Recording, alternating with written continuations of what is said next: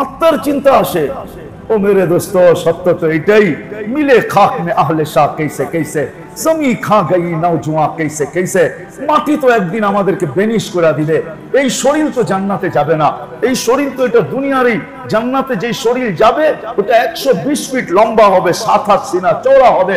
আল্লাহ মাফ করো, জাহান্নামে যে শরীর যাবে ওটা বসতে 470 কিলোমিটার জায়গা লাগবে, এরকম বড় বানায় জাহান্নামে পাঠাবে। আর জান্নাতেরটা 120 ফিট লম্বা হবে, 7 ফিট সিনা চওড়া হবে। মা বোনরাও 120 ফিট লম্বা হবে, চুলটিও 120 ফিট লম্বা হবে। ইউসুফ আলাইহিস সালামের মতো সুন্দর হবে, দাউদ আলাইহিস সালামের মতো গলার আওয়াজ হবে, মুসা আলাইহিস সালামের মতো শক্তি হবে, ঈসা আলাইহিস সালামের মতো বয়স হবে, মুহাম্মদুর রাসূলুল্লাহর মতো আখলাক হবে, 100 পুরুষের যৌবন শক্তি হবে, মোষ থাকবে না, দাড়ি থাকবে না, চোখে সুরমা লাগানো থাকবে। তো শারীরিক এক শান নিয়ে জান্নাতে যাবে। কেমন জান্নাত? হ্যাঁ, দুনিয়ার এই আধা কাটা পাই খুশি হয়ে গেলেন? ঢাকায় ঘরে কইলে তো ঢাকায় রাগ হয়ে যাবো, ঠিক না? আমি আবার কইতেও পারি, কিন্তু আমি পুরান ঢাকায় বিয়ে করছি, তো আমার লোক একটা রিলেশনশিপ আছে না, এই জন্য আমি জামাইরা একটু বেশি কইতে পারি, ঠিক না? এই জন্য আমি ঢাকায় ঘরে একটু বেশি শুনাইতে পারি। আধা কাঠা বলে খুশি হয়ে গেলেন, 1 কাঠা লয়ে খুশি, 800-900 স্কোয়ার ফিট লয়ে খুশি, 1500-2000 স্কোয়ার ফিট লয়ে খুশি।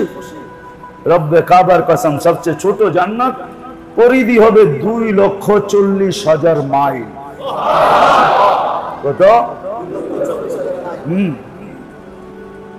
মাইপা দেখাইতেই বলে, জমিন এই দুনিয়া দিয়ে মাপা যাবে না। দুনিয়া হইলো 1 গুণ, এর 10 গুণ। দুনিয়া হইলো 24,000 মাইল, এর 10 গুণ হইলো 2,40,000 মাইল। ওটা বাঙালি পাবে না, যে পাবে ওর নাম হাদিসে লেখা আছে, আমরা আরো বড়টা পাবো।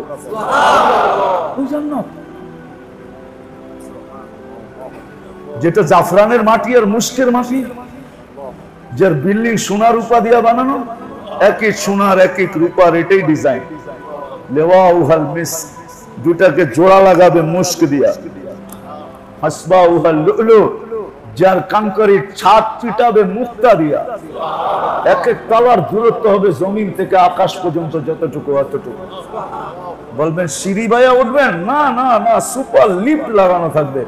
যেই লিফটে বটন থাকবে না, যেই লিফট মনের উপরে চলবে, দুইকা মনে করবেন অত তলায় যাবো, অত তলায় লাগায় দেবে। যেটা মনের মাধ্যমে চলবে, কোনো লিফটের বটন দিয়ে চলবে না, বটন চাপতে হবে না। যদি কোরআনের সাদা মাঠা তরজমা দেখি, ওমা খালাকতুল জিন্না ওয়াল ইনসা ইল্লা লিয়াবুদুন, আমাদের জীবনটা আমলের জন্যই ছিল। আর আমরা সহজে আমল করতে পারি, এই জন্যই মনে হয় আমাদের দায় দায়িত্বগুলো সব আল্লাহ নিয়ে নিছেন।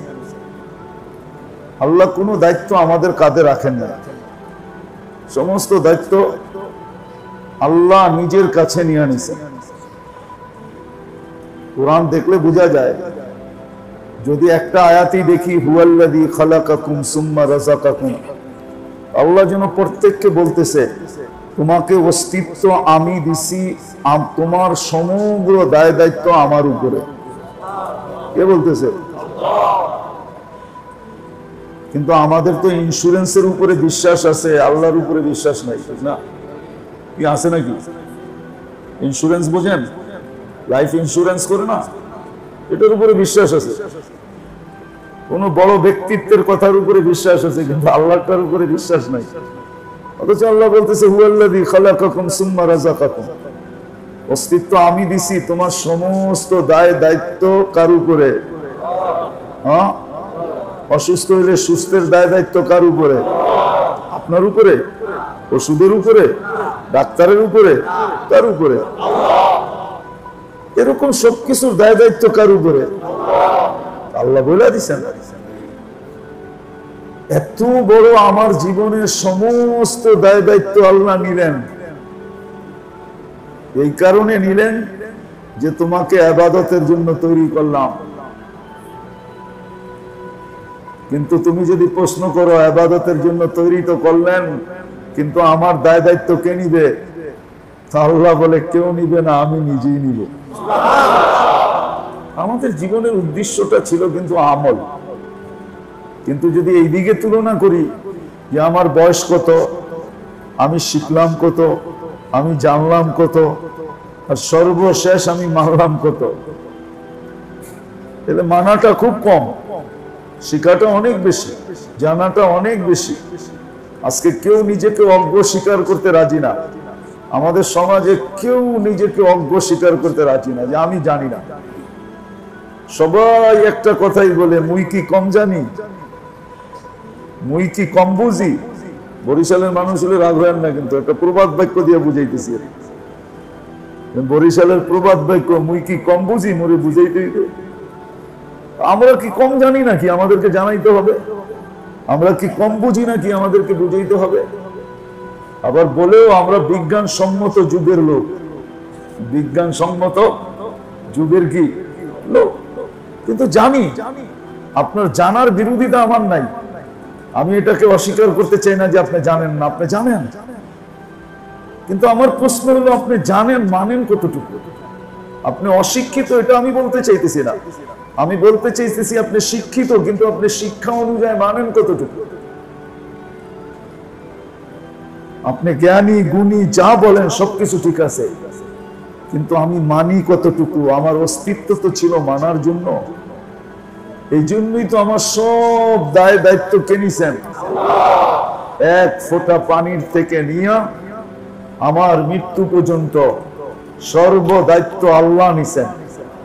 এটাই সত্য, কোরআন এটাই বুঝায়।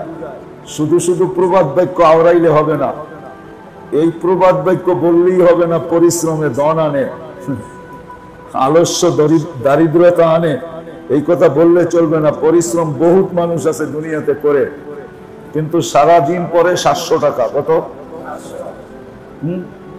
যারা জমিনে খাটে ও কিরকম পরিশ্রম করে, হ্যাঁ, যে মজদুরি করে ও কিরকম পরিশ্রম করে।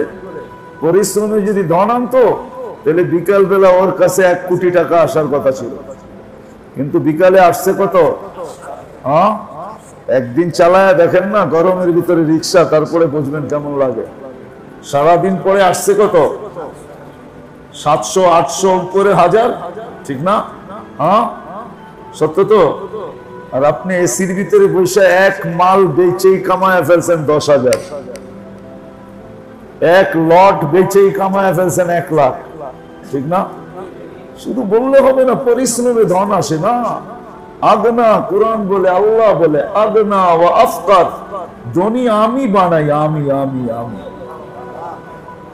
ধন তোমাকে আমি দিছি, দারিদ্রতাও আমি দিছি। আফকার, হাসাইও আমি, আদহাকা ওয়া আবকা, হাসাইও আমি, কাদাইও আমি, সব দায়িত্ব আমি নিছি।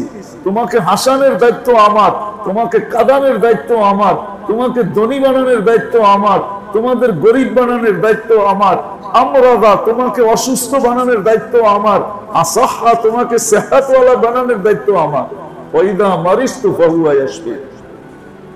আপনাকে আমাকে অস্তিত্ব দিছিলেন আল্লাহ ইবাদতের জন্য। কিন্তু প্রশ্ন তো আবার পিছে চলে যেতেছে, আমি জানি কতটুকু, মানি কতটুকু, আমি শিখলাম কতটুকু, আমি মানলাম কতটুকু, আমি শুনলাম কতটুকু, আমি মানলাম কতটুকু।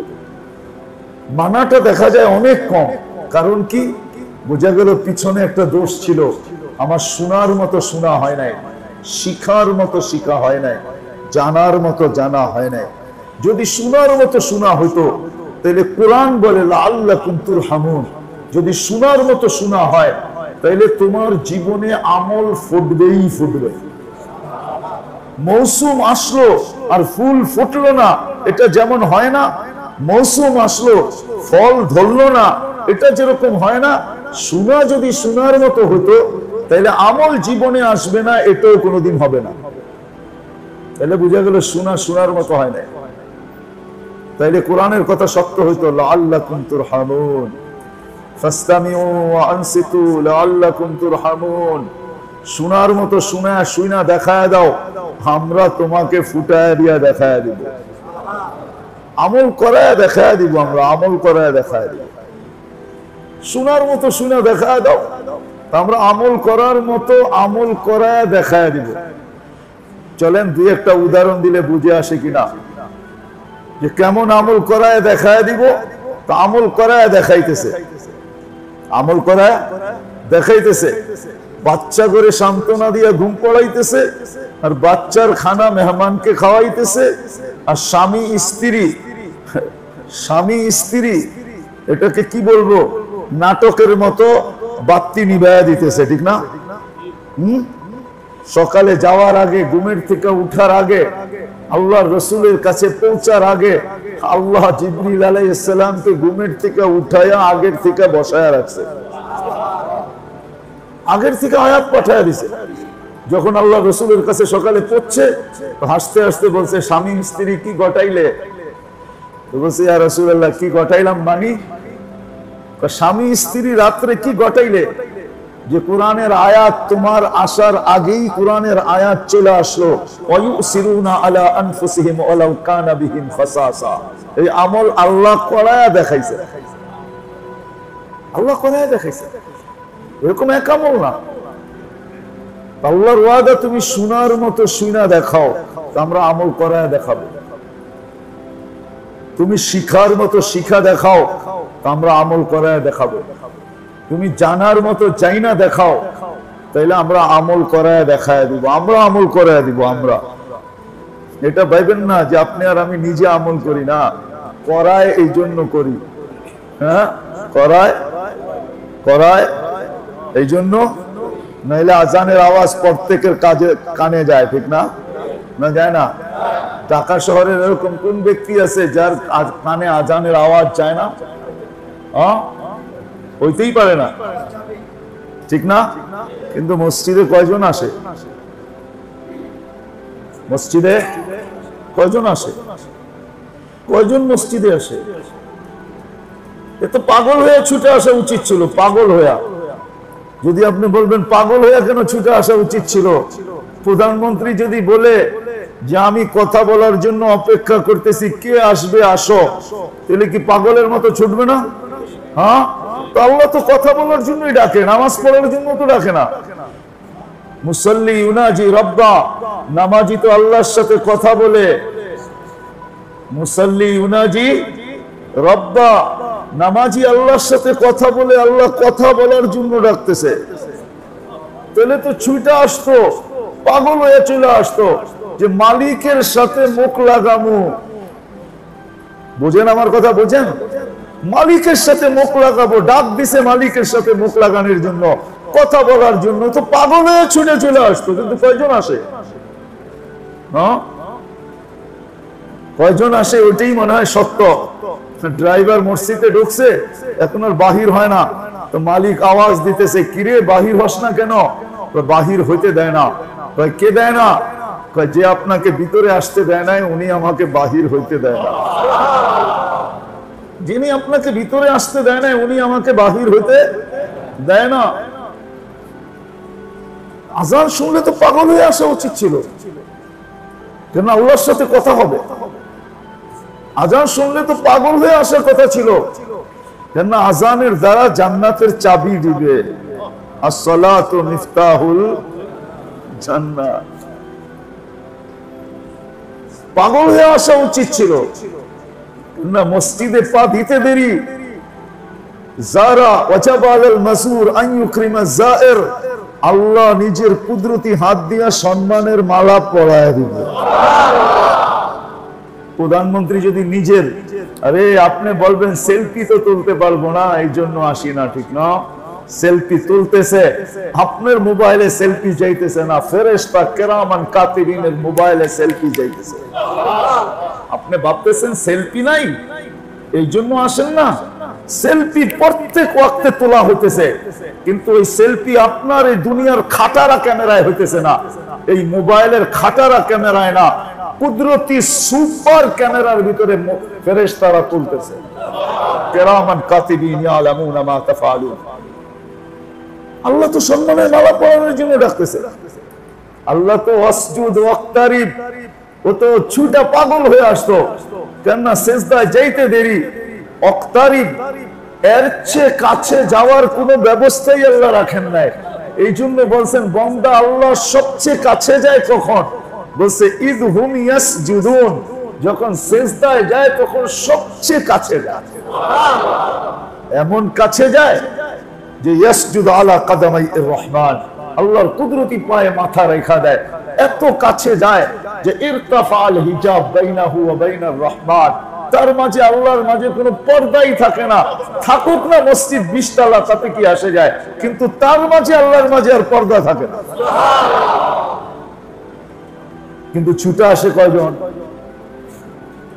আসলে আল্লাহ যাকে নিয়ে আসে সেই আসে, আল্লাহ যাকে নিয়ে আসে।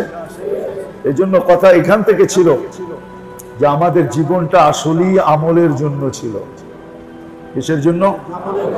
এই জন্য এটাই সবচেয়ে কম, আমলই সবচেয়ে কম। কেননা শোনার মতো হয় না। সাহাবায়ে কেরাম শুনতেন, নড়াচড়া পর্যন্ত করতেন না। এই জন্য কোরআন এদের প্রশংসা করছে, সামি'না ওয়া আতা'না, শুনতেন নড়াচড়া বিহীন, বিলকুল দিনের কানে, মাথার কানে না। আমরা শুনি মাথার কানে, সাহাবা মাথার কানে শুনতেন না, দিলের কানে শুনতেন। ফাস্তামি'উ, মন দিয়া শুনতেন। ওয়া আনসিতু, চুপচাপ শুনতেন, নড়াচড়া পর্যন্ত করতেন না। এই জন্যই কোরআন বলে শুনতে দেরি, মানতে দেরি হতো না, আমরা মানায়া দিতাম, আল্লাহ করায়া দিতেন। সাহাবা শুনতেন একদিকে, মানতেন আরেকদিকে, দুটার ভিতরে কোনো দূরত্ব ছিল না, শোনা মানার ভিতরে কোনো দূরত্ব ছিল না। এই জন্য হাদিসে পাওয়া যায়, রাস্তার ওই পার থেকে শুনছে ইজলিসু, আল্লাহ রাসূল বলছে বসো, তো রাস্তার ওই পারেই বয়ে পড়ছে। জিজ্ঞেস করছে কি এত দূরে বইলি কেন? আওয়াজ যেখানে পড়ছে ওইখানেই তো এই হুকুম আসছে, বসে পড়ো। তো আমি আওয়াজ ওইখানে শুনছি, ওইখানেই বসে পড়ছি। এরকম মানতেন। আজকে মেরে দোস্ত, আসলে জীবনটা ছিল আমলের জন্য। এটা না বুঝার কারণে, এটা না বুঝার কারণে বড় জিনিসটা বুঝি নাই, ওটাই বুঝাইতে চাইতেছি। আমল না বুঝার কারণে যেটা বড় জিনিস ওটাই বুঝি নাই। দেহ তো চিনছি, সে কিন্তু আসল জিনিস চিনি নাই। আমি তো বলি কিন্তু আমাকে চিনি নাই, আমি বলি কিন্তু আমি যে কে এটাও চিনি নাই। সত্য এটাই, সত্য এটাই। আমল না বুঝার কারণে আসল জিনিস বুঝি নাই। আজকে আমাদের সমাজের প্রত্যেকটা মানুষ সারা দিনের পরিশ্রম হলো দুই জিনিসের ভিত্তি, দুটাকে কেন্দ্র করা, এই ছোট জীবনটাকে কেন্দ্র করা আর এই 3.5 হাতের দেহটাকে কেন্দ্র করা। আমাদের সব মেহনত হলো শুধু এই ছোট জীবনটাকে নিয়ে। ছোট জীবন বুঝেন, জন্ম থেকে মৃত্যু পর্যন্ত। অথচ আল্লাহ এই জীবনটাকে, এই উম্মতের খাতিরে পুরো জীবনটার হিসাব আল্লাহ নিবেন না। এই উম্মতের জীবনের মূল্যায়ন, পুরো জীবনের হিসাব আল্লাহ নিবেন না। 60 বছরের হিসাব নিবেন না, 60 বছরের হিসাব এই উম্মত থেকে নিবেন না, 70 বছরের নিবেন না। কেননা বালেগ হওয়া পর্যন্ত 15 বছর তো আগের থেকেই মাফ। তাহলে এটা হিসাব নিবে কি করে? এটা নিবে না, কলম উঠানো। যা রয়ে গেল ওটার ভিতর থেকে 24 ঘন্টায় যতটুকু আমরা ঘুমাই ওটুকু মাফ, ওই সময়ও কলম উঠানো। অল্প একটু সময়ের হিসাব, অল্প একটু সময় বন্দেগী। এটা না বোঝার কারণে আসল জিনিস বুঝি নাই। আজকে আমাদের পরিশ্রম, ইসলাহি প্রোগ্রাম প্রত্যেক মসজিদে হয় মেরে দোস্ত। উচিত তো ছিল প্রতিদিন হওয়া, উচিত তো ছিল প্রতি সপ্তাহে হওয়া। যদি তা না হয় তো প্রতি মাসে হওয়া উচিত ছিল, প্রতিদিন হওয়া উচিত ছিল। কেন আমি বুঝাইতে চাইতেছি, দেহটার খোরাক যেরকম প্রতিদিন লাগে, এই দেহটাকে যে উঠায় রাখছে আমার আত্মা, এটার খোরাক কি প্রতিদিন দরকার হয় না? না হয় না? যদি দেহের খোরাক প্রতিদিন লাগে তাহলে দেহটাকে যে সচ্ছল রাখে, জীবিত রাখে, বাঁচায় রাখে, উঠায় রাখে, আমার আত্মা আমাকে উঠায় রাখছে না আমি আত্মাকে উঠায় রাখছি? আমার আত্মা আমাকে উঠায় রাখছে, জীবিত রাখছে, সোচ্চার রাখছে, সজাগ রাখছে, সচ্ছল রাখছে, অ্যাক্টিভ রাখছে। আমার আত্মা বাহির হয়ে গেলে সব শেষ হয়ে যাবে। যে আত্মাটা আমাকে সবকিছু করলো, ওই দেহটার যদি সারা দিন খোরাক লাগে তাহলে আত্মাটার কি লাগে না? না লাগে না? হ্যাঁ, তাহলে ডেলি না দেই সপ্তাহেও তো দেওয়া উচিত ছিল, সপ্তাহে না দেই মাসেও তো দেওয়া উচিত ছিল। কিন্তু এই বিশাল মজমা বা এই লাল মসজিদের অধীনে যত ঘর বাড়ি আছে, নারী পুরুষ আছে, কেউ কি আমরা বলতে পারবো যে আমি 2 মিনিট কখনো এই কথা বসে ভাবছি যে আমার দেহটার জন্য এত কিছুর প্রয়োজন হয়? আমার ভিতরে তো একটা আত্মাও আছে, ওর কি একটু কিছু প্রয়োজন হয় না?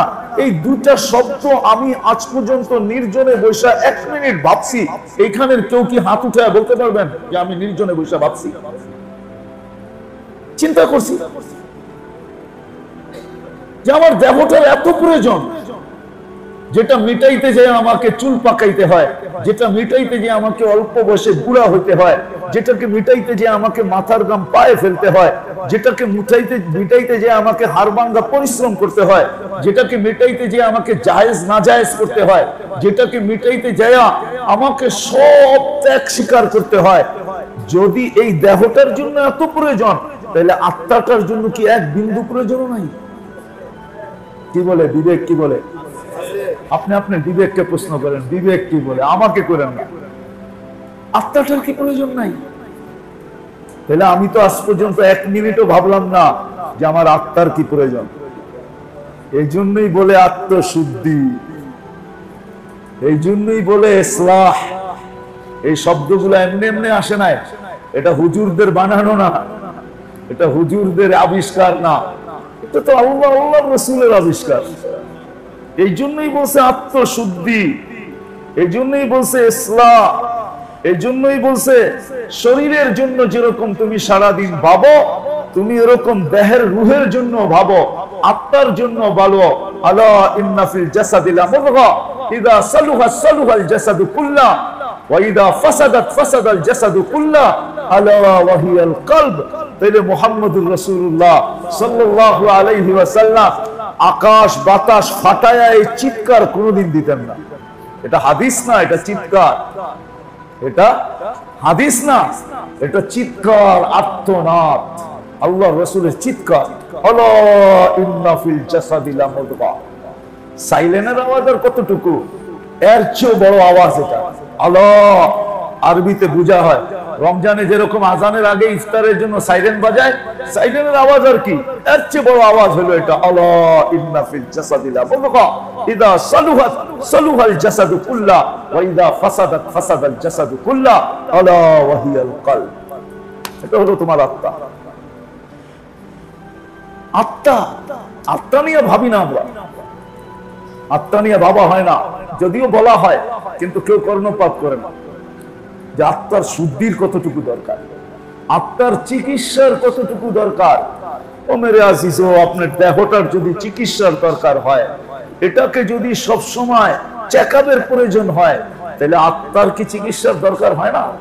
আত্মার কি চেকআপের দরকার হয় না? হ্যাঁ, হয় না? হ্যাঁ, কিন্তু কতটুকু করছি এই পর্যন্ত বলেন? স্বীকার তো করতেছেন, হয়, এটাও আলহামদুলিল্লাহ একটা ভালো জিনিস।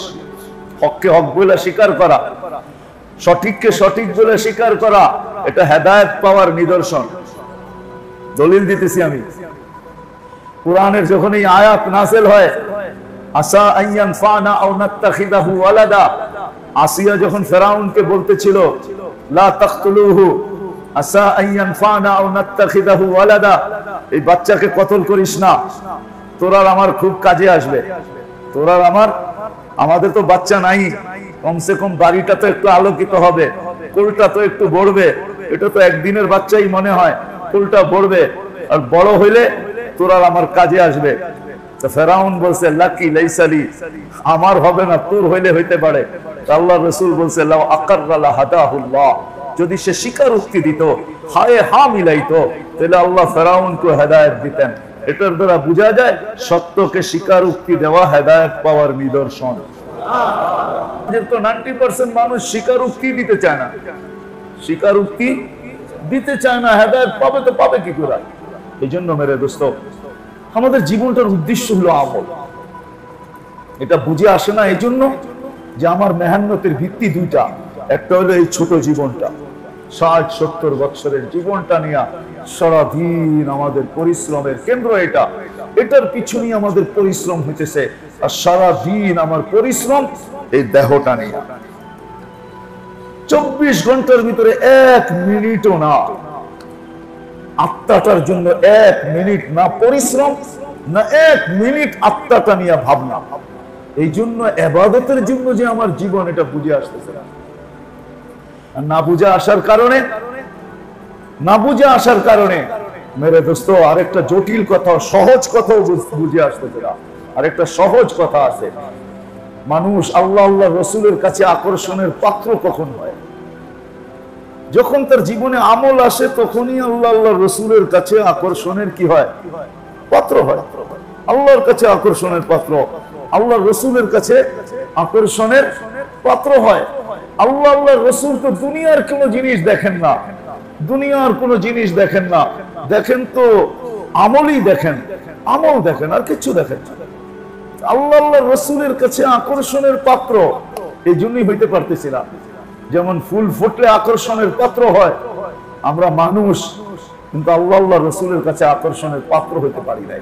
যদি পাত্র হইতে পারতাম তাহলে একটা প্রমাণ দিই আপনাদেরকে, রাগ হয়ে যাবে? হ্যাঁ, হাত উঠাইতে আমি বলবো না, আকাঙ্ক্ষা তো সবারই মনে আছে আল্লাহ রসুলকে স্বপ্নে দেখা, ঠিক না? না নাই?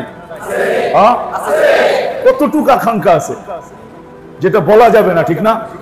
হ্যাঁ, কিন্তু দেখছি কয়জন? আমি হাত উঠাইতে বলবো না, কিন্তু দেখছি কয়জন? হয়তো 2-4 জন, 10 জন, 20 জনই হবে এই পুরা মজমায়, এর বেশি তো হবে না, ঠিক না? দেখি নাই কেন? বোঝা গেল আমি আকর্ষণের পাত্র হই নাই। যদি হইতাম তাহলে দেখা অবশ্যই দিত। আল্লাহ দেখা না দেখ, আল্লাহর বন্ধু তো দিত। আর বন্ধু দেখা দেওয়া মানেই আল্লাহ দেখা দেওয়া। বন্ধুর দর্শন তো হইতো। দুনিয়াতে যদি দর্শন নাই হইতো তাহলে এই কথাগুলো তো কোনোদিন পাওয়া যেত না। বড় মানুষ দুনিয়ার থেকে অতিবাহিত হয়ে গেছে, এখনো আছে যারা ডেলি না দেখলে সপ্তাহে দেখে, সপ্তাহে না দেখলে মাসে দেখে, মাসে না দেখলে বৎসরে দেখে, বৎসরেও যদি না দেখে তো জীবনে তো একবার দেখেই দেখে। এরকম মানুষ বহুত আছে, জীবনে একবার দেখে। আর একবারও যদি দেখলো, আল্লাহর রসুলকে যে জীবনে একবার স্বপ্নে দেখছে, সচক্ষে তো বাদই দিলাম যে স্বপ্নে একবার দেখছে, একবার বলা যায়, শুধু বলা যায় না, লেখা যায়। শুধু লেখা যায় না, গ্যারান্টি দেওয়া যায় যে তার কপাল খুলে গেছে। কবরে যাওয়ার পরে যখন দেখাবে ফেরেশতা যে মান হাদার রাজুল বুইসা ফিকুম, এই ব্যক্তি কে যে তোমাদের মাঝে প্রেরণ করা হয়েছিল, আল্লাহ রসুলকে যখন দেখাবে তখন সেও মুস্কি হাসবে, আল্লাহ রসুলও মুস্কি হাসবে। সে এই বইলে মুস্কি হাসবে, কাকে দেখাও আগের থেকেই পরিচিত, আগের থেকেই দেখা হয়ে আছে। যাকে দেখাবে সেও বলবে আগের থেকেই দেখা হয়ে আছে, এখন নতুন করে আর কি দেখাও তুমি, আগের থেকেই দেখা হয়ে আছে। এই জন্য মেরে দোস্ত, ইসলার আত্মশুদ্ধির এই জন্য প্রয়োজন যে আজকে আমার সমাজ সমস্ত শ্রম, সমস্ত মেহনত, সব কিছু দুই কেন্দ্রিক। একটা হলো ছোট জীবনটা নিয়ে, আর একটা হলো দেহটা নিয়ে। আত্মা নিয়ে কারো কোনো চিন্তা নেই, অথচ উচিত ছিল আত্মা নিয়ে সবচেয়ে বেশি চিন্তিত হওয়া। কেননা দেহের দায়িত্ব তো আল্লাহ নিয়ে রাখছেন। যতদিন হায়াত দিচ্ছেন, 1 সেকেন্ড কারো বাড়ানোর ক্ষমতা নাই, 1 সেকেন্ড কারো কমানোর ক্ষমতা নাই। আপনার আমার তৈরির 50,000 বছর আগে আপনার আমার প্ল্যানিং কমপ্লিট হয়ে গেছে। যেরকম বিল্ডিং বানানোর আগে প্ল্যান পাস করতে হয়, আপনি আর আমাকে আল্লাহ অস্তিত্ব দেওয়ার 50,000 বছর আগে প্ল্যান পাস করে ফেলছে। যেদিন মার পেটের ভিতরে আপনার আমার রূহ আসছে, ওই দিন ওই প্ল্যানের কপি পুরা এই জমিনের ভিতরে চলে আসছে। তখন আর উপরে থাকা যায় না, জমিনে চলে আসছে যে খাবে কি, করবে কি, থাকবে কতটুকু, কি করবে না করবে, সমস্ত আদি অন্ত সবকিছু জমিনে চলে আসছে, সবকিছু চলে আসছে। এটা তো আল্লাহর উপরে দায়িত্ব। উচিত ছিল আত্মা নিয়া বাবা। কেন একটা কথা এটা বলি, কিন্তু যদি কিতাবে না লিখতো তাহলে কোনোদিন বলতাম না। ইমাম গাজালি রহমতুল্লাহ, আর দুনিয়া বিত্তাকাদ্দু, দুনিয়া তোমার অতটুক মিলবে যতটুকু এখানে লেখা আছে। এখানে চিনেন কি কপালে যতটুকু লেখা আছে এতটুকু মিলবেই মিলবে। দুনিয়া বিত্তাকাদ্দুর, দুনিয়া তকদিরের মাধ্যমে যা লেখা আছে, প্ল্যানিং এ যা আছে তাই মিলবে, এর বেশি না। এই জন্য তিনটা কথা কিতাবে লেখা আছে, কামাবে কিন্তু যতটুক লেখা আছে অতটুকুই খাবে। যতটুক লেখা আছে এর বেশি, এর বেশি কামাবে। এটা আরেকভাবে বলা যায়, কামাবে তোমাকে খাইতে দিব না, অতটুক খাইতে দিব যতটুক লেখা আছে। যত সুন্দর খুশি বানাও, তোমাকে থাকতে দিব না, অতটুক থাকতে দিব যতটুক লেখা আছে। জমাও কিন্তু ভোগ করতে দিব না, অতটুক ভোগ করতে দিব যতটুক লেখা আছে। আমরা চিনি, বাংলাদেশে চিনি, অনেককে চিনি, ক্রেডিট কার্ডে কয়েক লাখ ডলার এন্ডোর্স করা আছে, ক্রেডিট কার্ডে কয়েক লাখ ডলার চিনি নাই? হ্যাঁ, কয়েক লাখ ডলার এন্ডোর্স করা আছে ক্রেডিট কার্ডে, কিন্তু আল্লাহ বলে ভোগ করতে দিব অতটুক, লেখা রাখছি যতটুক, তার বেশি তোমাকে ভোগ করতে দিব, ভোগ করতে দিব না। সত্য এটা। আমল আমাদের জিন্দগির জন্য আমল দরকার,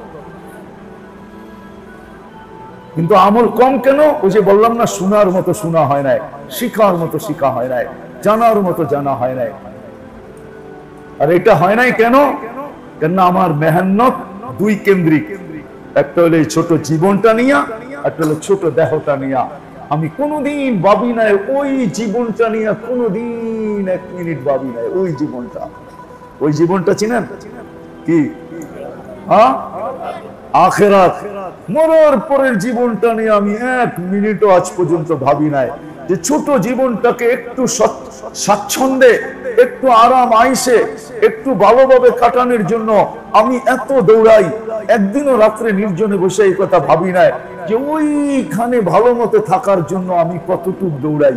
আমি আমাকে এই প্রশ্নটা কোনোদিন করেছি কিনা আমি জানি না, কেউ মনে হয় হাত উঠায় বলতে পারবেন না যে আমি রাত্রে আমাকে প্রশ্ন করছি যে এই দুনিয়া একটু ভালো থাকার জন্য, ৬০-৭০ বছর জীবনে একটু ভালো থাকার জন্য আমি এত ছুটতেছি, ওইখানে যেখানে আমাকে চিরদিন থাকতে হবে, ওইখানে ভালো থাকার জন্য আমি কতটুকু ছুটলাম, কতটুকু ছুটা দরকার ছিল।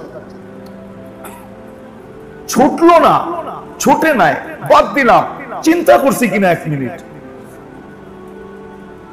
রাগ হয় না, কোরা থাকলে কেউ হাত উঠে দেখান, যাতে মানুষের ভিতরে কেউ আমরা এক মিনিট বসে এরকম ভাবছি কিনা, নির্জনে বসে, যে আমি ওইখানের জন্য কতটুকু প্রস্তুতি নিলাম, এইখানের জন্য তো নিতেছি, ওইখানের জন্য কতটুকু। আর চোখের সামনে তো দেখতেছি না, দেখতেছি না, প্রমাণ দিব। তাদের মা বাবা নাই, বলেন তো দেখি, হাত উঠান তো দেখি। মা দুজন না, একজনও যান নাই, মা নাই বা বাবা নাই, বা দুজন নাই, কাদের কাদের নাই? আল্লাহু আকবার, অনেকের নাই, না মা চলে গেছে মা বাবা, ঠিক না? হ্যাঁ, এখানে তো একজনও অভ্যস্ত নাই যে ডেলি মা বাবার নামে 2 রাকাত নফল নামাজ পড়ে। একজনও আছেন অভ্যস্ত যে আমি ডেলি 2 রাকাত নামাজ মা বাবার নামে পড়ি, মা বাবার জন্য পড়ি,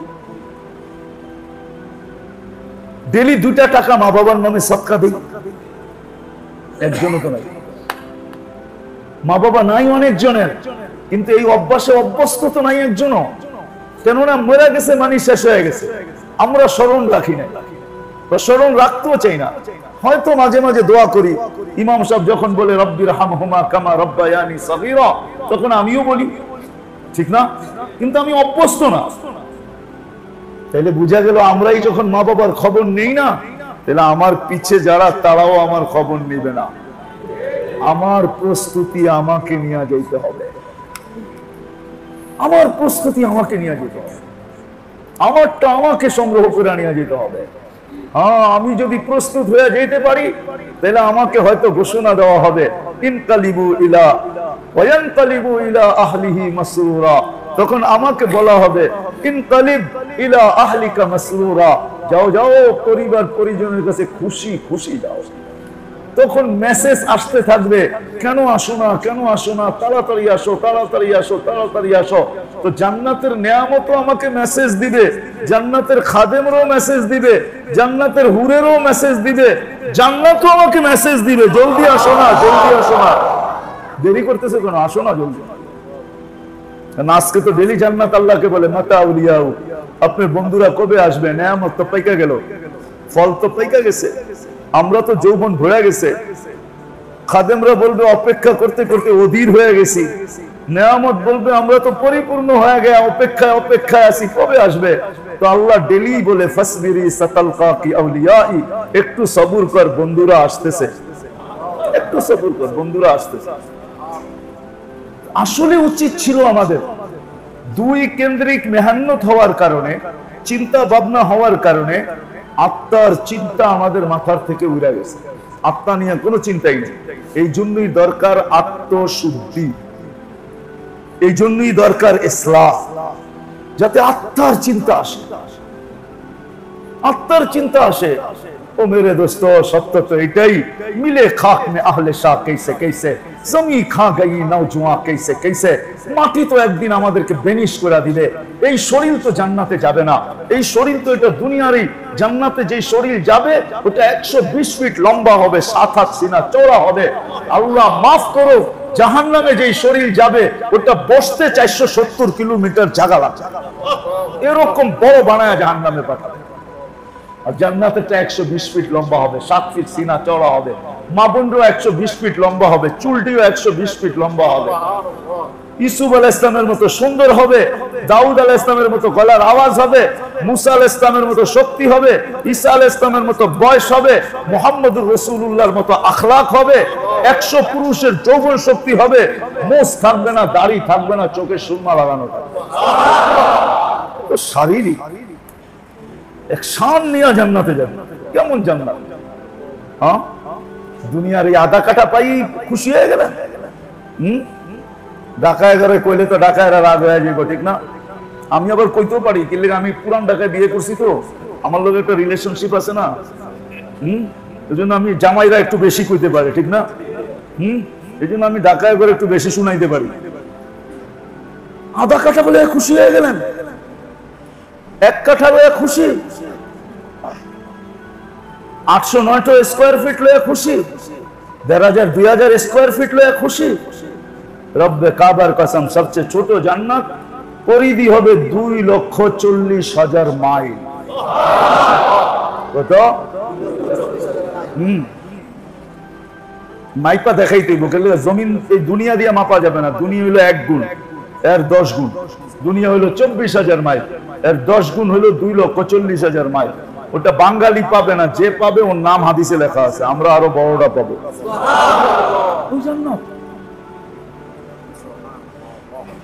যেটা জাফরানের মাটি আর মুস্কের মাটি, যার বিল্ডিং সোনার রূপা দিয়া বানানো, এক ইট সোনার এক ইট রূপার, এটাই ডিজাইন। লেওয়াউহাল মিস্ক, দুটাকে জোড়া লাগাবে মুস্ক দিয়া। হাসবাউহাল লুলু, যার কানকারির ছাদ পিটাবে মুক্তা দিয়া। এক এক তলার দূরত্ব হবে জমিন থেকে আকাশ পর্যন্ত, যতটুকু অতটুকু। বলবেন সিঁড়ি বাইয়া উঠবেন? না না না, সুপার লিফট লাগানো থাকবে, যেই লিফটে বটন থাকবে না, যেই লিফট মনের উপরে চলবে। দুইটা মনে করবেন অত তলায় যাবো, অত তলায় লাগায় দেবে, যেটা মনের মাধ্যমে চলবে, কোনো লিফটের বটন দিয়ে চলবে না, বটন চাপতে হবে না। ওই জান্নাত। এই জন্যই আত্মশুদ্ধি দরকার। শুধু শুধু ওই লোকগুলা পাগল না, আপনারা যাদেরকে ভাবেন যে এত অপচয়ের দরকারটা কি। বাংলাদেশে বহুত লোক আছে যারা মান্থলি চেক আপ করে, মান্থলি প্রতি মাসে চেক আপ করে, শরীরের চেক আপ করে। হ্যাঁ, এটা সুন্নত। ওয়াক্তানিম খামসান ক্বাবলা খামসিন সিহহাতুকা ক্বাবলা হারামিকা। এই হাদিসের দিকে তাকাইলে শরীরের খেয়াল রাখা এটা সুন্নত। সুস্থ অবস্থায় কিছু মানুষ আছে মান্থলি চেক আপ করে, কিছু মানুষ আছে 6 মাসে চেক আপ করে, বৎসরে তো করেই করে।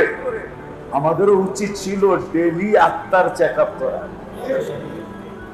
না পারলাম তো সপ্তাহে করা, সপ্তাহে না পারলাম তো মাসে করা, এর উপরে যাওয়া উচিত না। প্রতি মাসে নিজের আত্মার চেক আপ করা আমাদের দরকার। যদি আমি আত্মশুদ্ধিকে বিশ্বাস করি, আত্মাকে শুদ্ধি করতে হবে, আত্মার খোরাক দিতে হবে। এই মজলিস আত্মার খোরাক, আল্লাহ ওয়ালাদের সোহবত আল্লাহর খোরাক, আত্মার খোরাক। মসজিদের মজলিস, মসজিদ আত্মার খোরাক, এরকম মজলিস আত্মার খোরাক। আত্মার ভিতরে খোরাক ঢুকবে, আত্মা সবল হবে। আজকে আত্মা আমাদেরকে উঠায় মসজিদ পর্যন্ত আনতে পারে না, দুর্বল। একজনের আত্মা এরকম সবল যে বুইরারে ঘুমে থাকতে দেয় না, আজানের আগে উঠা মসজিদের সামনে বয়া থাকে। মুয়াজ্জিন খুলে কয় বয়া রয়েছেন, কয় ঘরে ভাল লাগে না, আপনিও দরজা খোলেন না, এই জন্য বয়া রয়েছি। আল্লাহর ঘরে বসে একটু আল্লাহ আল্লাহ করি। কিন্তু ওর আত্মা এতটুকু সবল যে ওরে মসজিদে ঘরে থাকতে দেয় না, মসজিদে নিয়ে আসে। আরেকজনের আত্মা এত সবল যে ওরে ঘরে থাকতে দেন, ওরে ঘুমায়া বিছনায় থাকতে দেয় না, ওরে মুসল্লায় দাঁড় করে দিয়ে এখন কাঁদতেছে আর বলতেছে কিসি কো খানে মে আতা হয় মজা, কিসি কো সুনে মে। কারো খাওয়ায় মজা আসে, কারো ঘুমে মজা আসে। আমি তো মজা আতা হয় তেরে আগে রোনে মে, আমার তো তোমার সামনে কান্নায় মজা আসে। ও বসে বসে কাঁদতেছে, ও তো বসে বসে কাঁদতেছে, কিন্তু আত্মার শক্তিশালী, আত্মা ঘুমাইতে দেয়। আজকে এটা দরকার ছিল, তাইলে বুঝে আসতো যে আমার জীবন ইবাদতের জন্য। তখন দেখা যেত জীবন অল্প কিন্তু মানা বেশি, জীবন অল্প মানা, জীবন মানা, ইবাদত বেশি। আপনি বলবেন ইবাদত বেশি কি করে হয়? আপনাকে আমি দেখাই। কেউ যদি 80 বছর বয়সে মারা যায়, আর আল্লাহ যদি জিজ্ঞাসা করে যে কি নিয়ে আসছো, কয় কিচ্ছু নিয়ে আসি নাই, এই শব্দে আগে এক রাত্রের দিয়া নেই। আল্লাহ যদি বলে 80 বছর এক রাত্র, কেন এক রাত্র? তো 83 বছর ছিলাম, তো 80 বছর, 80তে 80 বাদ দেন, তারপরে তো আমি পাও না, আপনি পাও না। না লাইলাতুল কদর কয় বছর? হ্যাঁ, তারপরে যদি আল্লাহকে এইটা মানাইতে পারে, তারপরে তো এটাও বলতে পারবো 80 থেকে 15 বাদ দেন, থাকে কত? 65টা লাইলাতুল কদর পাইছি। প্রত্যেকটা 83 বছর আমি আপনার কাছে পাও না, আপনি আমার কাছ থেকে পাও না, প্রত্যেকটা কি পাবো দেন এখন। তখন তো বলার সুযোগ হবে। কি বলেন? কি যুক্তি খারাপ? হ্যাঁ, যখন আত্মার চিকিৎসা, একদিনে তো সবগুলো শোনানো যাবে না, আবার যদি আসি তো শোনাবো। আত্মার চিকিৎসা দরকার, আত্মার খোরাক হয় যেই মজলিস, ওই মজলিস দরকার।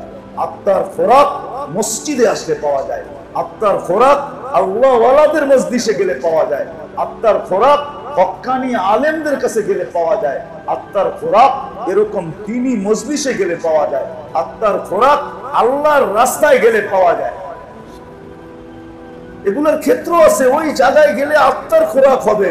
তো একদিন দেখবেন আত্মাই আপনাকে আমলের উপরে উঠাইতেছে, আর আমলের উপরে উঠতেছেন, তখন এই কথা বলা সহজ হবে। প্রেমের খেলা হয়ে গেল, জিজ্ঞাসা করতেছে কিসের প্রেমের খেলা? তো ওর প্রেমিকার গায়ে আমার পায়ের কাদা লাগছে, ও সইতে পারে নাই, ও সইতে পারে নাই, থাপ্পড় আমার গালে বসায় দিছে। আমাকেও একজন ভালোবাসে, সেও সইতে পারে নাই, প্রতিশোধ জান নিয়া নিছে। ও তো থাপ্পড় দিয়ে প্রতিশোধ নিছে, আমাকে যে ভালোবাসে সে জান নিয়া প্রতিশোধ নিয়ে নিছে। যুবক জায়গাটা জায়গায় মরে গেছে। সত্য এরকম। এই জন্য আল্লাহ চায় আমাদেরকে, আল্লাহও চায় এই উম্মতের সাথে আল্লাহর যে সম্পর্ক, আল্লাহ চায়। এই যে দেখেন মুহররম আসলো, আমি তো এই জন্য বলি যে এই উম্মত যদি 4 মাস গুনাহ না করতো, কয় মাস? 4 মাস। আরবাতুম মিনহা হুরুম, 4 মাস যদি গুনাহ না করতো, তাহলে 8 মাসের গুনাহে কোনো ক্ষতি হতো না আমার মনে হয়। এই 4 মাস, রজব, জিলকাদা, জিলহজ্জা, মুহররম, উম্মত যদি 4 মাস গুনাহ না করতো, এই উম্মত 4 মাস বাদ দেন, এই উম্মত যদি রমজানে কোনো গুনাহ না করত, আর রমজানে যেরকম ইবাদত করা দরকার ছিল এরকম করত, তাহলে 1 মাসই যথেষ্ট ছিল। ওটাও যদি হাতের থেকে ছুটে যায় থাকে, তাহলে 4 মাস, 4 মাসও যদি না করতে পারতো, যদি লায়ালিন আশ 13 দিন উম্মত গুনাহ না করতো, জিলহজের প্রথম 10 দিন, আইয়ামে তাশরিকের 3 দিন, এই 13 দিন যদি গুনাহ না করতো, কেননা 13 দিনের প্রতিদিনের ইবাদত 1 বছরের ইবাদতের সমান ছিল, এক রাতের ইবাদত লাইলাতুল কদরের সমান ছিল। এটাও যদি হাতছাড়া হয়ে যায়, তাহলে শুধু মুহররম মাসেই যদি না করতো গুনাহ উম্মত, এই যে মুহররম মাস যেদিন থেকে শুরু হয়েছে, আল্লাহু আকবার, আল্লাহু আকবার। এই মুহররমে যদি গুনাহ না করতেন, কয়েকটা কাজের ভিতরে যদি মুহররম কাটায় দিত, বেশি বেশি রোজার ভিতরে, বেশি বেশি ইস্তিগফারের ভিতরে, বেশি বেশি দান খয়রাতের ভিতরে, বেশি বেশি রোজা, বেশি বেশি ইস্তিগফার, বেশি বেশি দান খয়রাত, সদকাত, বেশি বেশি তওবা, এই কয়েকটা জিনিসের ভিতরে আশুরার সময় যদি রোজা রাখতো, 10 দিন 2টা রোজা রাখতো, 9 তারিখ 10 তারিখ 10 তারিখ 11 তারিখ, কিন্তু উত্তম হইল 9-10, পিছনের 1 বছরের গুনাহ মাফ হবে।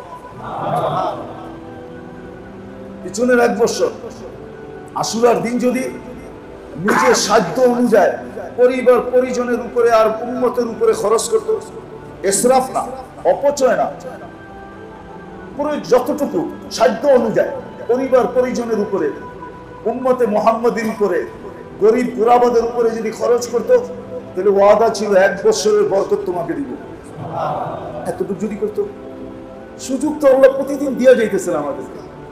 এই জন্য মেরে দোস্ত আসেন, সময় চলে যাইতেছে, 9টায় বসছি, 10:15 বেজে যাইতেছে, এইভাবে ঘড়ির কাঁটা ঘুরবে, একদিন আমাদেরকে সীমান্তে পৌঁছায় দিবে। মৌতের রেখায় আমাদেরকে ঘড়ির কাঁটা ধাক্কাইতে ধাক্কাইতে ধাক্কাইতে ধাক্কাইতে ধাক্কাইতে আমাদেরকে পৌঁছায় দিবে। রাত দিন আমাদেরকে ধাক্কাইতে ধাক্কাইতে সীমানায় পৌঁছায় দিবে। আমি গাড়ির থেকে নাইমে এই গলির ভিতরে ঢুকেই বলছিলাম, আমি কয়েকবার আসছি মসজিদ, তখন আব্দুল গফুর সাহেব ছিলেন। আমি নাইমেই আমার মনে হচ্ছে যে লোকটা তো নাই, আমি তো আবার এই মসজিদে আসলাম, কিন্তু লোকটা তো নাই, চলে তো গেছে। কোনো মহব্বতের মানুষ ছিল, যদি এই মসজিদে কম আসতাম, কিন্তু ওনার সাথে অনেক সময় কাটানো হতো, আমার অনেক মহব্বতের মানুষ ছিলেন, তো আমাদেরও চলে যেত হবে। এই জন্য আসেন, যতটুকু সময় হাতে আছে আজকের থেকে সবাই নিয়ত করবে যে নিজের আত্মা নিয়ে ভাববে, আখিরাত নিয়ে ভাববে। এটার জন্য আল্লাহ ওয়ালাদের সোহবতে যাবে, আল্লাহ ওয়ালাদের মজলিসে যাবে, যেখানে এরকম মসজিদে খুব বেশি বেশি সময় দিব, মসজিদের থেকে কখনো দূরে থাকবো না, মসজিদে সময় দিব। যখনই এরকম মজলিস হয় তো ওইখানে ছুটে যাবে, হক্কানি আলেমদের সাথে উঠা বসা করবো, এটা আত্মার খোরাক। যত বেশি হক্কানি আলেমদের সাথে উঠা বসা করবেন, যত বেশি উঠা বসা করবেন হক্কানি আলেমদের সাথে, তত বেশি আত্মার খোরাক মিলতে থাকবে।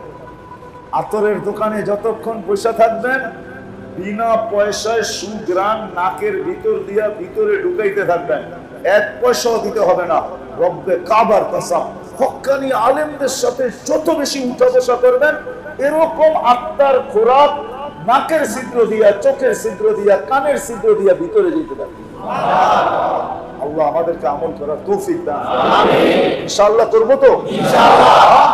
প্রথমে চিন্তা করেন, এতটুকু চিন্তা করেন যে চিন্তা আপনাকে তওবার উপরে উঠায়। অনেক সময় হয় অন্যায় করার পরে অন্যায় তাকে মুখ থেকে ছি বাইর করতে বাধ্য করে, মনে হয় বোঝেন না, এমন একটা করে ফেলছেন আপনার মনেই বলছে ছি তুমি এটা করলা কি করে, তোমার তো উচিত হয় না।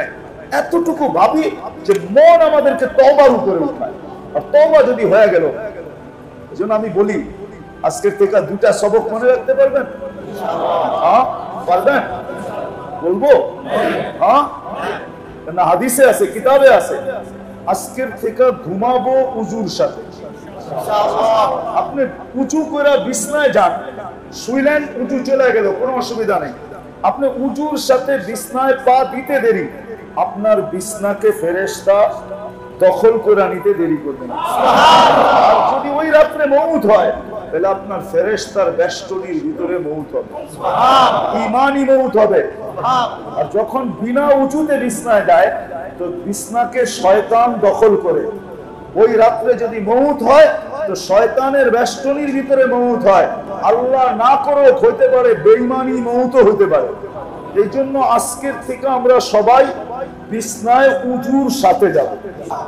ওয়াদা? পাক্কা? সবাই? আরেকটা হলো বিছনায় দয়া। এতটুকু আল্লাহকে বলেন যে আল্লাহ ঘুমাইতে চললাম, সকালে উঠাইলে উঠবো, আর নাইলে উঠা হবে না। আমি কিন্তু তওবা করে শুইলাম, এতটুকু আমি কিন্তু তওবা, এতটুকুই তওবা হয়ে যাবে, আপনার অসুবিধা নেই। এই আমলটা তো করতে পারবেন ইনশাআল্লাহ। আজকের থেকে ছুটবে, কি মনে থাকবে? অভ্যাস করেন, আজকে একদিনে হবে না, ইনশাআল্লাহ করতে করতে তারপরে দেখবেন আপনি। যদিও হাদিসে আছে, দোয়া আছে, ইস্তেগফার আছে, কিন্তু আমি বাংলাই বললাম। আপনি হাত উঠায় বলেন, আল্লাহ ঘুমাইতে চললাম, উঠাইলে উঠবো না, উঠবো না, আমি কিন্তু তওবা করে ঘুমাইলাম। এতটুকু আল্লাহকে বলে, এতটুকু তওবার অভ্যাস করে ঘুমানোর সময়, এতটুকু তওবা যথেষ্ট হবে। ইনশাআল্লাহ যদি মউত হয় তাহলে গ্যারান্টি দেওয়া যায় যে আপনার তওবার মউত হবে, ইমানের সাথে মউত হবে। এই দুটো আমল করতে পারবো তো ইনশাআল্লাহ। আল্লাহ আমাদেরকে আমল করার তৌফিক দান করেন। ওয়া আলাইনা ইল্লাল বালাগ। আল্লাহুম্মা লাকাল হামদ কামা ইয়ানবাগি লিজালালি ওয়াজহি ওয়া আযীমি সুবহানাক। ইয়া হান্নান ইয়া মান্নান ইয়া জাওয়াদ ইয়া কারীম। ইয়া আল্লাহ সাল্লি ওয়া সাল্লিম বারিক আলা হাবিবিকা মুহাম্মদ। আল্লাহ কোথায় বসে হাত তুললাম, তাদেরকে নিয়ে তুললাম। এই মজমা কে নিয়ে আসলো, এই মজমা কেন আসলো, এই মজমা এতক্ষণ চাতকের মতো কেন শুনলো? আল্লাহ খারা, কার পরিচয় কি, তার অবস্থান দুনিয়াতে কি, সবকিছু আপনি জানা আছে। বিদায় মালিক, এটা তো অবশ্যই চাবো, আজকে তো অবশ্যই এটাই চাবো, আপনার ঘরে বসে চাবো। আর এইখানে যদি না পাই তাহলে আর মনে হয় কোথাও পাওয়া যাবে না। যেরকম আমরা দুনিয়ায় কোনো জিনিস খুঁজতে যায়, কোনো ক্ষেত্রে যদি না পাই তো সবাই বলে এখানে পান না, তাহলে আর কোথাও পাবেন না। আল্লাহ এখান থেকে যদি না পাই, আজকে এই মজমার কবুলিয়াত চাই, আর কিছু কবুলিয়াত, কবুলিয়াত। আবু বকর কবুল, এই জন্যই সিদ্দিক। উমর কবুল, এই জন্যই ফারুক। ওসমান কবুল, এই জন্যই জিন্নুরাইন। আলী কবুল, এই জন্যই মুর্তাদা। সাহাবায়ে কেরাম কবুল, এই জন্যই কুল্লুন ওয়াদাল্লাহুল হুসনা। আল্লাহ যাদেরকে আপনি কবুল করছেন তাদেরকে আপনি চমকায়া দিয়েছেন। আমরা শুধু আজকে কবুলই হচ্ছে, আয়োজকদের কবুলই হচ্ছে, শ্রোতাদের কবুলই হচ্ছে, বক্তাদের কবুলই হচ্ছে, এলাকার মানুষের কবুলই হচ্ছে, পুরা ঢাকা শহরবাসীর কবুলই হচ্ছে, পুরা উম্মতের কবুলই হচ্ছে, যিনি ইনসানের কবুলই হচ্ছে। আল্লাহ যারা কবরে চলে গেছে তাদের কবুলই হচ্ছে। আল্লাহ জানরা বরাবর ঈমান নিয়ে যারা চলে গেছে সবাইকে মাফ করে দেন, সবাইকে মাফ করে দেন। বিশেষভাবে এই মসজিদের সাথে যারা সংযুক্ত ছিল, কমিটির সাথে হোক, মুসল্লি হিসাবে ছিল, মহল্লাওয়ালা হিসাবে ছিল, যারা কবরে চলে গেছে সবাইকে মাফ করা হবে। বিশেষ করে আমাদের বড় মুহিব্বিন ছিলেন, বড় ভালোবাসার পাত্র ছিল হাজী আব্দুল গফুরকে আল্লাহ আপনি মাফ করে আপনার শান মোতাবেক তাকে আখিরাতে তলাকি নসিব করেন। তার পরিবার পরিজনকে তার নকশে কদমের উপরে চলার তৌফিক নসিব করেন। আল্লাহ সমস্ত মাদারিস গুলাকে কবুল করেন, মাকাতিব গুলাকে কবুল করেন, মাসাজিদ গুলাকে কবুল করেন, আমাদের দেশকে কবুল করেন, আমাদের দেশকে হেফাজত করেন। আল্লাহ আমরা অরাজকতা চাই না, আমরা উশৃঙ্খলতা চাই না, আমাদের দেশে কোনো আযাব গজব চাই না, না আসমানি চাই না জমিনি চাই, কোনো দুর্যোগ চাই না। আল্লাহ সবকিছু থেকে আমাদের দেশকে আপনি হেফাজত করেন, আমাদের দেশকে আপনি হেফাজত করেন, আমাদের দেশকে হেফাজত করেন। আল্লাহ আমাদেরকে হিংসার থেকে হেফাজত করেন, আল্লাহ আমাদেরকে বিদ্বেষ থেকে হেফাজত করেন, আল্লাহ আমাদেরকে দুশ্মনী থেকে হেফাজত করেন। আল্লাহ ভাই ভাই হয়ে থাকার তৌফিক নসিব করেন। আল্লাহ আল্লাহ যারা অসুস্থ আছে সবাইকে শেফায়ে কামিলা আজেলা মুস্তামিরা নসিব করেন। আল্লাহ বর্তমানে আল্লাহ ডেঙ্গুর প্রকোপ চলতেছে, আল্লাহ যারা আক্রান্ত হয়েছে তাদেরকে কুদরত দিয়ে শেফা নসিব করেন। আর বাকি আমাদের সবাইকে হেফাজত করেন। আল্লাহ আপনি আপনার মখলুক দিয়ে আমাদেরকে শাস্তি দেন, আপনি বড় উম্মতকে আল্লাহকে শাস্তি দেন না। আল্লাহ আপনি তো বলছেন মা ইয়াফালুল্লাহু বিআযাবি। আল্লাহ আপনার শান্ত এটাই যে আপনি আযাব দিবেন না, আর আমাদের শান্ত এটাই যে আমরা গুনাহ ছাড়া থাকতে পারি না। মালিক আপনি আমাদেরকে শাস্তি দিয়েন না, আমাদেরকে শাস্তি দিয়েন না। আল্লাহ এই রোগ থেকে আমাদের দেশকে মহামারীর মতো হয়ে গেছে, আল্লাহ আমাদের দেশকে হেফাজত করুন। وصلى الله تعالى على خير خلقه محمد وآله وصحبه أجمعين برحمتك يا أرحم الراحمين.